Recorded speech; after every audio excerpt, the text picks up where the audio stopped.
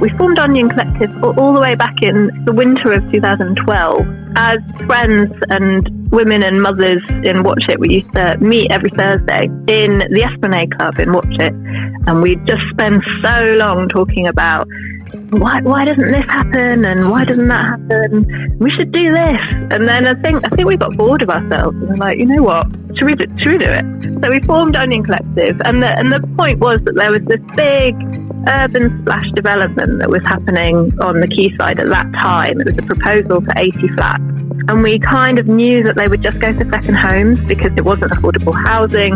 And we just were really worried that second homes right in the centre of town on our quayside would kind of be a disaster for a place like Watchet, because it sort of thrives on activity and people getting together and gathering. So we wanted to do something that was totally different from that would make Watchet even more brilliant than it already is. And we called ourselves Onion because an onion seemed to us nice layers and the kind of beginning of any recipe, but not the full thing, just the start, and adds flavour and bringing people together, and the idea that we're all in it together.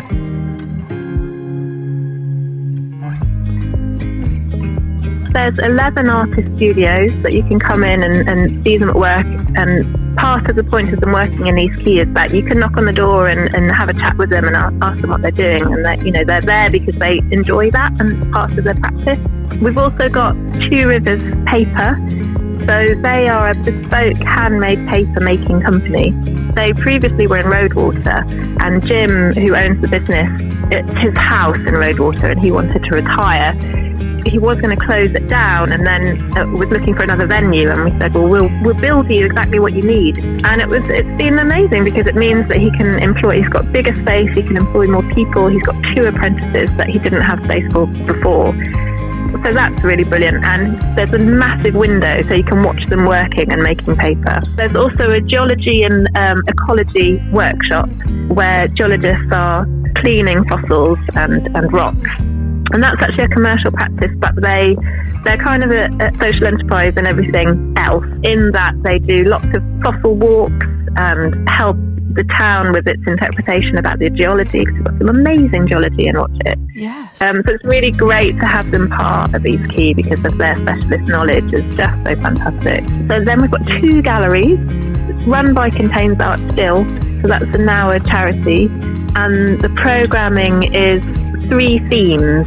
So it's community and place, identity and belonging, and climate and change.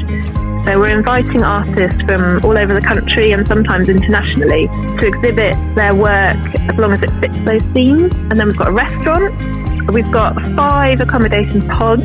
So one of the pods is called Object Exchange, and it's covered in shelves. It's kind of all vintagey, and guests are invited to take an object from the shelf. So maybe a fossil or a book or anything that's little that people have donated that has a story about Watchet. But if you take something, you have to put something back, and it has to have a story with it of why you felt it's about Watchet.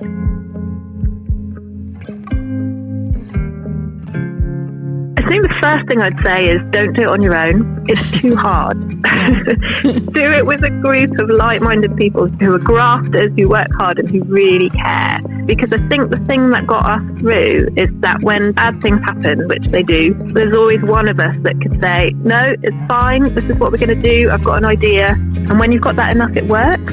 It's such a commitment, and it's such a wonderful way to work, because I think everyone has a sense that giving and working for your community gives you the biggest boost of well-being.